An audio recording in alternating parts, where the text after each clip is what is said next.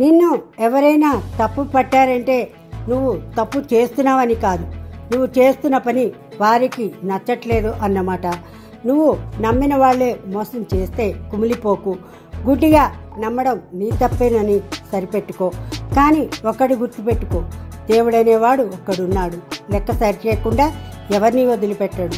నీవు పనికిమాలిన బంధాలను బంధుత్వాలను ఎప్పుడు వదిలేస్తావో అప్పుడు మనశ్శాంతి పొందుతావు.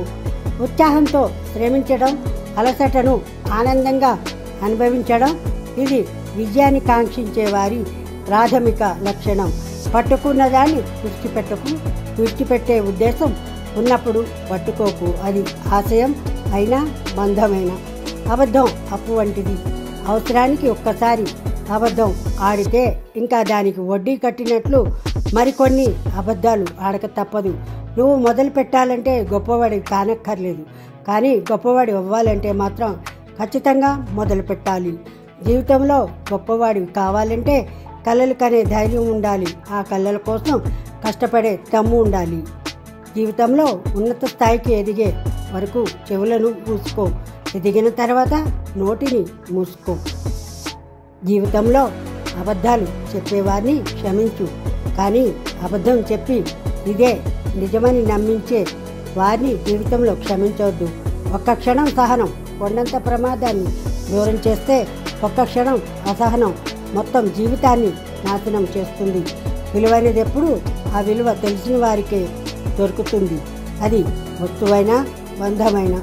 నీలో దాగి ఉన్న జ్ఞానం వజ్రవైడూర్యాల కంటే విలువైనది, వెలకట్టలేనిది. కానీ నీకు అది అర్థం కాకపోవడం నీ దురదృష్టం. ఏ పరిస్థితిలో ఉన్నా నీ కర్తవ్యం నీకు గుర్తుంటే జరగవలసిన పనులు అవే జరుగుతాయి.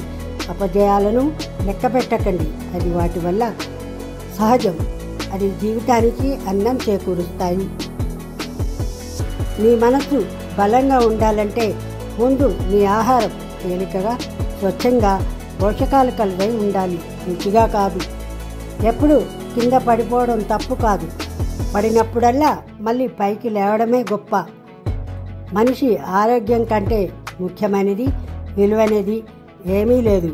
ఆరోగ్యంగా ఉంటే అన్నీ సంపాదించవచ్చు.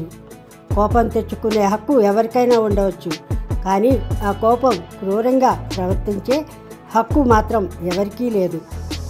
కోరికలు లేని జీవితాన్ని నువ్వు కోరుకుంటే చింతలేని జీవితం నీ సొంతమవుతుంది. ఏదైనా పని మొదలు పెడితే మధ్యలో ఆపవద్దు. ఫలితం గురించి ఆలోచించకుండా పని పూర్తి చేయడమే మనిషి పని. రాపిడి లేనిదే వజ్రం ప్రకాశించదు, అలాగే కష్టాలు లేనిదే మనిషి పరిపూర్ణత చెందడు.